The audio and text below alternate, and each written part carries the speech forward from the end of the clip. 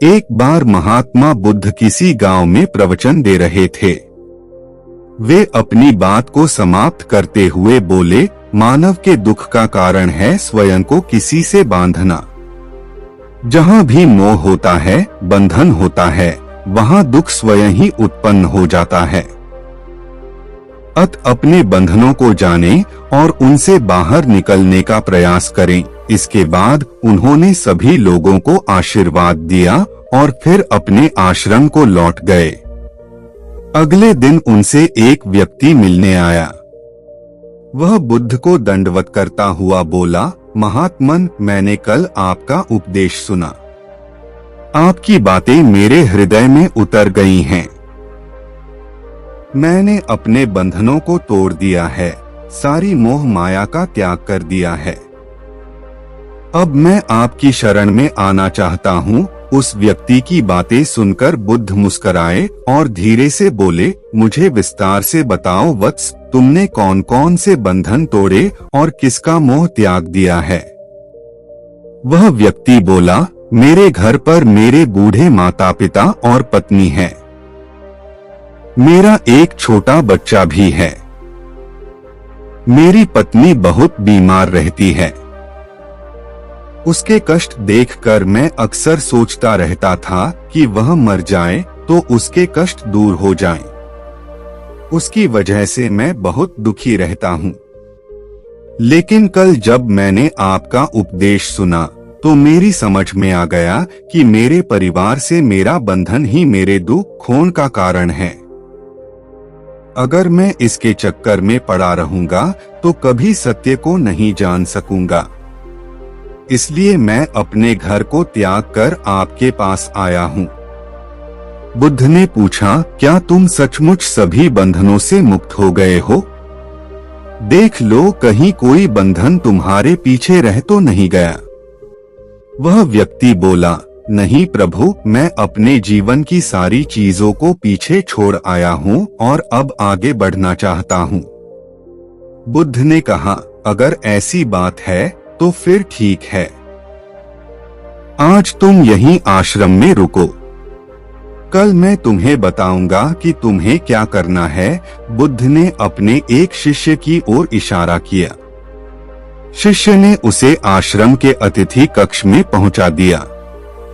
वह व्यक्ति उत्सुकता पूर्वक आश्रम की गतिविधियां देखता रहा। उन्हें देखकर वह बहुत प्रसन्न हुआ और अपने सौभाग्य पर इतराता रहा। अगले दिन बुद्ध ने उस व्यक्ति को एक कार्य सौंपते हुए कहा, तुम्हें पूर्व की दिशा में जाना है। वहां पर तुम्हें एक गांव मिलेगा। गांव के बाहर ही एक साधिका का घर है। वह तुम्हें कोई वस्तु देगी। उसे लेकर तुम्हें वापस मेरे पास आना है। वह व्यक्ति पूर्व दिशा की ओर चल पड़ा। गर्मी का मौसम था। कुछ ही देर में वह पसीने से तरबतर हो गया। उसे प्यास भी सताने लगी। वह सोचने लगा कि अगर इस समय मैं अपने घर पर होता तो इस तरह गर्मी में पसीना नहीं बहाना पड़ता। कुछ दूर और चलने पर उसे भूख भी सताने लगी, पर वह एक सुनसान और बंजर रास्ता था। आसपास न तो कोई पेड़ था और न ही पोखर तालाब। वह पुनः सोचने लगा कि अगर मैं इस समय अपने घर पर होता तो अपनी पत्नी के हाथ का बना स्वादिष्ट भोजन कर रहा होता। पता नहीं क्यों बुद्ध ने मुझे गर्मी में इतनी दूर भेज दिया। काफी देर तक चलने के बाद वह व्यक्ति गांव में जा पहुंचा। गांव के बाहर ही एक घर बना हुआ था। उसने दरवाजे के पास पहुंचकर उसे धीरे से खटखटाया। दरवाजे को एक साधिका ने खोला। उसके चेहरे पर एक अद्भुत तेज था। वह व्यक्ति उसे देखकर मंत्रमुग्ध हो गया। साधिका ने उसे अभिवादन करते हुए कहा, मैं जानती हूँ कि आपको बुद्ध ने भेजा है। आप अंदर आ जाएं। वह व्यक्ति घर के अंदर चला गया। साधिका के कहने पर उसने पानी से हाथ मुंह धोया और एक चटाई पर बैठ गया। साधिका ने उसके सामने भोजन की थाली रख दी।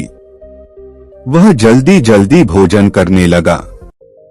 अचानक उस व्यक्ति की नजर साधिका के पैरों पर पड़ी। उसके पैर बहुत सुंदर थे। वह उन्हें देखता ही रह गया। तभी साधिका ने उसका ध्यान भंग किया।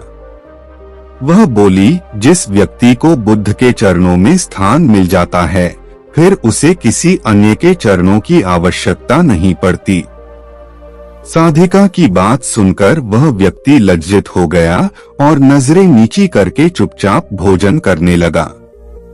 भोजन करने के बाद साधिका ने कहा, आप बहुत दूर से आए हैं, थक गए होंगे। यहीं चटाई पर लेट जाएं, मैं पंखा कर दूंगी।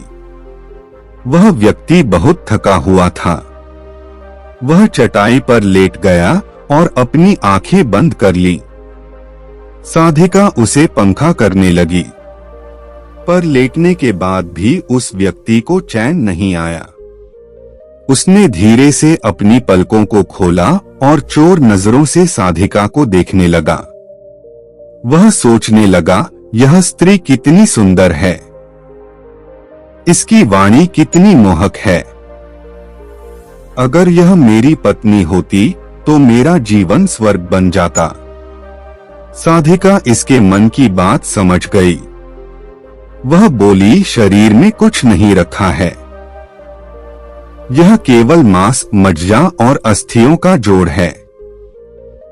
जो व्यक्ति इसके आकर्षण से मुक्त हो जाता है, वही सत्य को प्राप्त कर पाता है। यह सुनकर वह व्यक्ति घबरा गया। वह चटाई से उठ बैठा और बोला, अब मुझे बुद्ध के पास जाना चाहिए। कृपया आप मुझे वह सामान दे दें जिसके लिए बुद्ध ने कहा था। साधिका ने मुस्कुराकर जवाब दिया, बुद्ध ने आपको जिस कार्य के लिए भेजा था वह पूर्ण हो चुका है। साधिका की यह बात उस व्यक्ति को समझ में नहीं आई। वह दरवाजे की ओर बढ़ चला। दरवाजे के पास पहुंचकर वह एक क्षण के लिए रुका और पलटकर बोला, क्या आप अंतर्यामी हैं? आपने मेरे मन की बातें कैसे समझ ली? वह स्त्री मुस्कुराते हुए बोली, बुद्ध की कृपा से मैं मोह माया से ऊपर उठ चुकी हूँ, इसलिए भावनाओं से निर्लिप्त हूँ और किसी के चेहरे को देखकर उसके मन में उठने वाले विचारों को समझ लेती हूँ। उसकी बातें सुनकर वह व्यक्ति एक बार पुनः लज्जित हुआ और सोचने लगा कि जिस स्त्री ने सच्चे मन से मेरा सत्कार किया, मैं उसके बारे में क्या क्या सोचता रहा। उसके बाद वह बुद्ध के आश्रम की ओर लौट पड़ा।